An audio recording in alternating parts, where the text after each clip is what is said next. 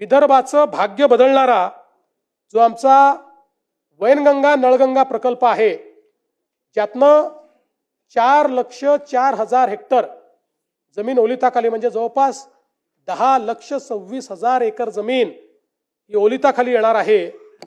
या प्रकल्पाच्या सगळ्या मान्यता आम्ही फायनल केलेल्या आहेत। याचं डिझाइन, ड्रॉइंग, डीपीआर आता हा या महिन्याच्या शेवटी SLTAC कडे जाणार आहे।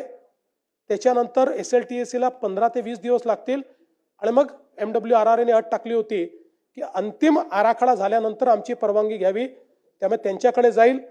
साधारणपणे फेब्रुवारी 2026 पर्यंत यातल्या सगळ्या मान्यतेच्या प्रक्रिया पार पाडतील आणि त्यानंतर प्रत्यक्ष काम करण्याकरता ॲक्विजिशन आणि टेंडर याचं काम हे सुरू होईल। जवळपास 1,00,000 कोटी रुपयाचा हा प्रकल्प आहे आणि हा प्रकल्प विदर्भाचं ची भाग्यरेषा पूर्ण प्रबदलणार आहे। विदर्भातला जेवढा दुष्काळी भाग आहे त्या भागाला पूर्णपणे या ठिकाणी हिरवा करणारा अशा प्रकारचा प्रकल्प आहे। यासोबत आपल्याला कल्पना आहे की आपण त्या ठिकाणी कोकणातनं गोदावरीच्या खोऱ्यामध्ये 55 TMC पाणी आणायचं आहे।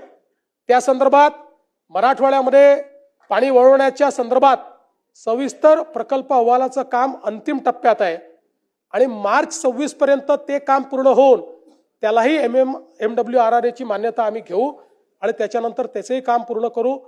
त्यातनं आपला मराठवाडा जो आहे तो त्या ठिकाणी दुष्काळमुक्त होणार आहे। आणि यासोबत मला हे देखील सांगितलं पाहिजे, दमणगंगा एकदरे गोदावरी, दमणगंगा वैतरणा गोदावरी, नारपार गिरणा हे जे प्रकल्प आहेत या सगळ्या प्रकल्पांना आपण त्या ठिकाणी मान्यता देऊन काहींचे टेंडर निघालेले आहेत, काही टेंडर स्टेजवर आहेत आणि त्यातनंही मोठ्या प्रमाणात या ठिकाणी 2.41 लाख हेक्टर इतकी जमीन ओलिताखाली येणार आहे। यासोबत आपण वर्ल्ड बँकेच्या माध्यमातून फ्लड डायव्हर्जनचा प्रकल्प तयार केलेला आहे, तोही आता अंतिम टप्प्यामध्ये आहे। त्यातला पहिला जो पोर्शन आहे त्याचं टेंडरही निघालाय, दुसऱ्या पोर्शनचं अजून फायनल डिझाईन तयार होत आहे, ज्यामध्ये जवळपास कोल्हापूर आणि सांगली इथलं जे फ्लडचं पाणी आहे हे फ्लडचं पाणी आपण डायव्हर्ट करणार आहोत। आणि आपल्याला ऐकून आश्चर्य वाटेल, वर्ल्ड बँकेच्या सिम्युलेशन स्टडीमध्ये असं लक्षात आलं, दरवर्षी फ्लडचं वाहून जाणारं पाणी हे 100 TMC आहे। 100 TMC पाणी वाहून जातं, त्यातलं 30-35 TMC आपण त्यातला डायव्हर्ट करू शकतो। ते डायव्हर्ट करून उजनीपर्यंत आणायचं। पश्चिम महाराष्ट्रातले जे काही दुष्काळी तालुके आहेत आणि उजनीतनं पुन्हा मराठवाड्यातले लगतचे जे तालुके आणि जिल्हे आहेत त्याच्यामध्ये पाणी न्यायचं, अशा प्रकारचा हा फ्लड डायव्हर्जनचा प्रोजेक्ट आहे।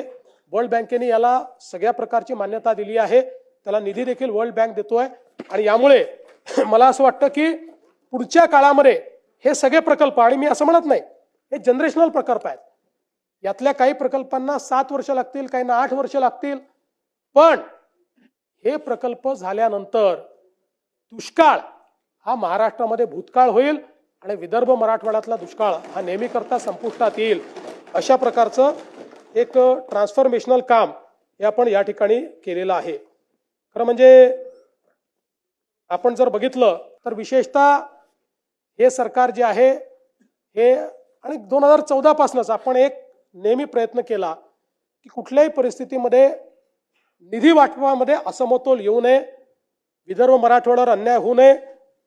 राज्यपालांचे पूर्वी निर्देश असायचे, आता ते निर्देश नाही। सुधीर भाऊंनी सांगितलंय की आपले वैधानिक विकास मंडळ पुन्हा जिवंत करा। आपला प्रस्ताव केंद्रात गेलाय, आम्ही पाठपुरावा करतोय, ते जिवंत करू।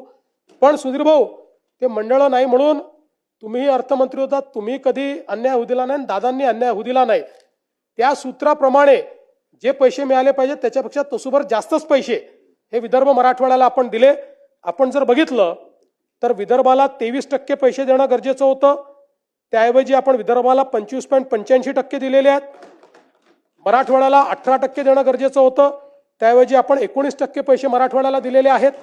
त्यामुळे कुठेही अन्याय हा विदर्भ मराठवाड्यावर या सरकारमध्ये होणार नाही, हे देखील या निमित्ताने मला आपल्या लक्षात आणून द्यायचं आहे।